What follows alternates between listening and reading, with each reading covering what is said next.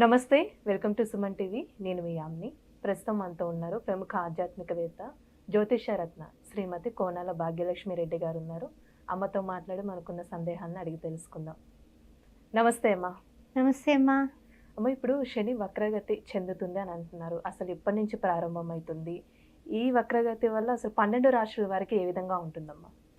ముఖ్యంగా శని వక్రగతి అనుకునే ముందు ఒకసారి శని భగవానుని మనం ధ్యానం చేసుకుని మొదలు పెడతాం. ఓకే. గంగణపతే నమః.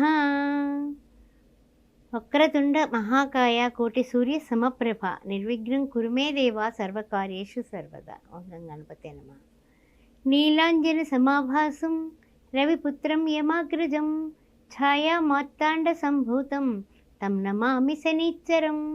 ఆ శని భగవానుడికి నమస్కారం చేసుకుంటూ శని భగవానుడు వక్రగతిన వెళ్తున్నాడు. 139 days అనేసి మనకి చెప్తూ ఉన్నారు. అయితే ఈ శని భగవానుడు వక్రం అంటే ఏమిటి, వక్రగతి అంటే ఏంటి అనేది మనం తీసుకున్నట్లయితే, వక్రం అంటే వంకరగా తిరగడం అచ్చ తెలుగులో.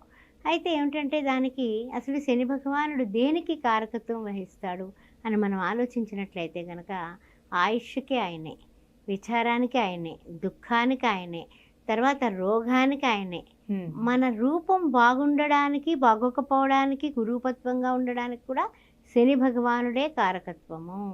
తర్వాత మోసకారిగా మనం బతకాలన్నా, భయంకరంగా అవతలి వాళ్ళని భయపెట్టాలన్నా కూడా తాకట్టులో ఉన్న బంగారాన్ని విడిపించి ఆ రోజు ఆన్లైన్ రేటుకే మేము కొంటాం. Sharma gold company.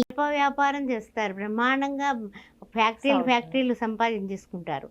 కొంతమంది ఓన్లీ నూనె అమ్ముతారు, ఇంక వేరే ఏమీ అమ్మరు. వాళ్ళ పేరు నూనె ప్లస్ అనేసి ఆయిల్ వాళ్ళని ఏదో పిలుస్తూ ఉంటారు మర్చెంట్స్. ఎందుకని అంటే ఏంటి, శని కటాక్షం బాగుంది. కొంతమంది ఓన్లీ వైన్ షాపులే పెడతారు, మద్యపానం అనేది విక్రయిస్తూ ఉంటారు.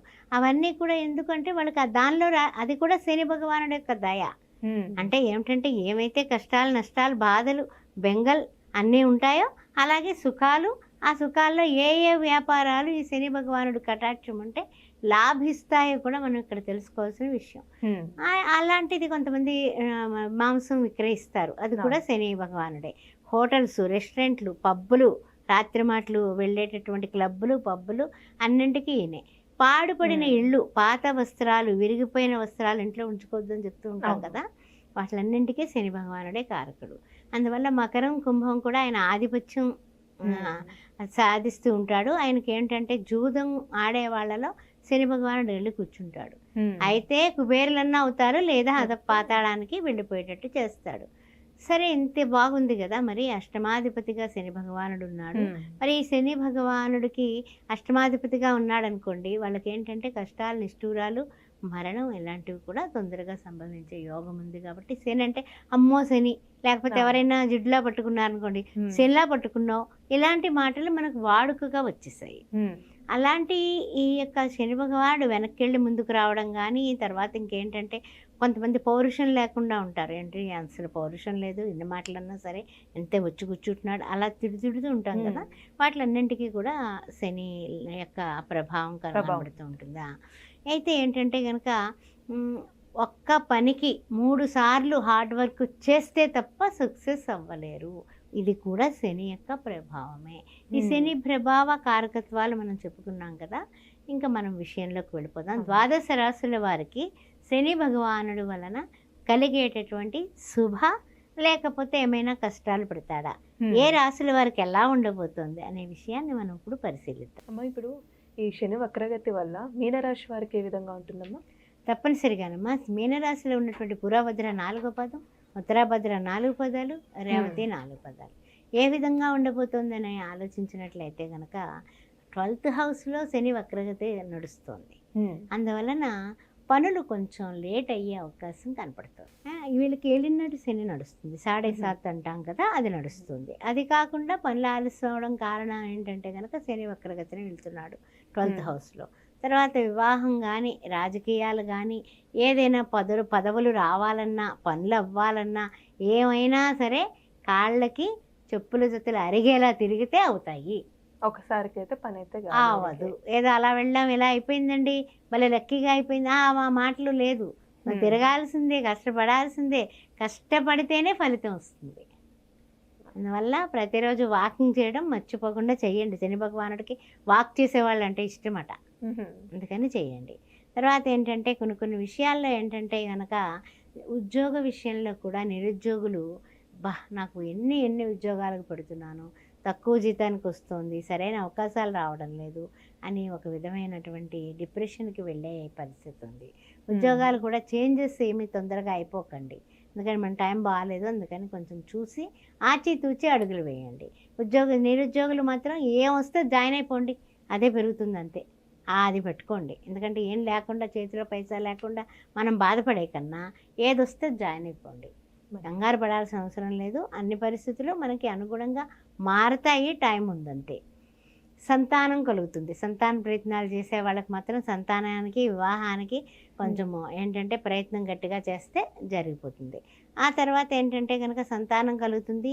ఈ అర్ధాష్టమ శని కానీ, అష్టమ శని కానీ, ఏలినాటి శని కానీ ఎవరైతే ఇబ్బంది పడుతున్నారో వాళ్ళకి ఈ శని టైము మంచిది కాదేమో, వక్రగతిని వెళ్ళిపోతున్నాడు, ఏమవుతుందో అంటే కనుక ఈ యొక్క అష్టమ శని, అర్ధాష్టమ శని వాళ్ళు అదృష్టవంతులు అయిపోయారు. ఏలినాటి శనిలో ఉన్నారు కదా వీళ్ళు, ఈ మీనరాశి వాళ్ళు ఇప్పుడే కదా, మొన్నే కదా ఏలినాటి శని స్టార్ట్ అయింది. ఇబ్బంది పడక తప్పదంటే తప్పదు అంతే, ఇందులో ఏం లేదు. అయితే ఏంటంటే పోస్ట్ పోన్ మాత్రం అవుతుంది, అంతేగాని పనులన్నీ ఆగిపోవు, కొంచెం టైం అది అంతే. ఇప్పుడు ప్రయాణానికి వెళదాం అనుకుంటాం, అయ్యో సంచి మర్చిపోయానంట్లోకి ట్రైన్ వెళ్ళిపోతుంది, అర్థమైంది మీకు? అన్నాడు పెట్టుకోవడం అండి ప్రయాణం, అలా ఉంటుంది అనమాట. అదేవిధంగా స్ట్రెస్ వచ్చే అవకాశాలు ఉన్నాయి. అంటే ఏంటి, ఉద్యోగంలో పై అధికారుల ఒత్తిడి, వ్యాపారంలోనేమో లాభాల మీద మనం వేస్తే లాభాలు అంతంత మాత్రం, సామాన్యంగా ఏదో పెట్టుబడికి పెట్టాము, ఇంట్లో ఏదో నడిచిపోతుందంటే ఎలా కుదురుతుంది, అనవసరమైన ఖర్చులు వచ్చి మీద పడుతూ ఉంటాయి. వీటిలన్నింటినీ ఎదుర్కోవాలంటే లాభాలు రావాలి. ఆ తర్వాత రియల్ ఎస్టేట్ రంగంలో వాళ్ళు, తర్వాత వృత్తుల్లో వాళ్ళు, సినీ టీవీ కళాకారులు, ఆ తర్వాత పాత్రికేయ మిత్రులు, ఇలాంటి వాళ్ళు, వాళ్ళ మాటే వాళ్ళకి శత్రువుగా మారిపోతుంది. దానివల్ల కూడా కొంచెం ఇబ్బందులు కనపడుతున్నాయి. అందువల్ల మాటని పొదుపుగా, హితంగా, మితంగా మాట్లాడటం అనేది ఫస్ట్. అంటే ఆరోగ్య సమస్యలు స్ట్రెస్ అమ్మా అంతే, బీపీలు షుగర్లు పెంచుకుంటారు అంతే. అది తగ్గాలి అంటే ఏం చేయాలి, ఏమక్కర్ల మెడిటేషన్ కూర్చొని ఓంకారాన్ని 21 టైమ్స్ చేసుకొని చక్కగాని ప్రశాంతంగా మొహం కడుక్కుంటాం చాలు, కాళ్ళు చేతులు కడుక్కొని మొహం కడుక్కొని కూర్చోండి. 4 గంటలకో 4:30కో లేచిపోయి కూర్చోండి అంతే. ఒక్క 4 రోజులు మీరు లేస్తే ఆ ఓంకారమే లేపుతుంది. తర్వాత అలవాటు అకార ఉకార మకార తత్వమైనటువంటి ఓంకారాన్ని చేయండి, అద్భుతం అండి. మీ మెడిటేషన్ వల్ల మీ సమస్యలన్నీ కూడా మారిపోతాయి. ఫస్ట్ స్ట్రెస్ అనేది ఉండదు. ఇప్పుడు మానసికమైనటువంటి స్ట్రెస్ ఎంత కష్టమో తెలుసా, నిద్ర పట్టదు. శారీరకమైనటువంటి ఈ యొక్క పెయిన్స్ వస్తూ ఉంటాయి కదా, అది కూడా శని ప్రభావమే. 12th హౌస్ వక్రగతి, అందువల్ల ఇవన్నీ కూడా మరి ఏలినాటి శని, ఇవన్నీ మరి ఎదుర్కోవాలంటే ఇవన్నీ మన నడక నడవాలి, ఇచ్చేయాలి. తప్పనిసరిగా శనివారమే కాదు, ప్రతిరోజు కూడా చీమలకి కొంచెం గుప్పుడు పంచదార వేయడము, లేకపోతే పిల్లాడికి బిస్కెట్లు ప్యాకెట్ పెట్టడమో, 2 ఇడ్లీలు ఎవరికైనా దానం చేయడమో, ఆహారాన్ని దానం చెయ్యండి. ఏది మీ బడ్జెట్లో ఉంటే అది. శనివారం నాడు శనివారాలు చేయండి, వెంకటేశ్వర స్వామిని పూజించండి. వెంకటేశ్వర స్వామితో మీరు ప్రతిరోజు నిత్యము కూడా దీపారాధన చేసి దండం పెట్టండి.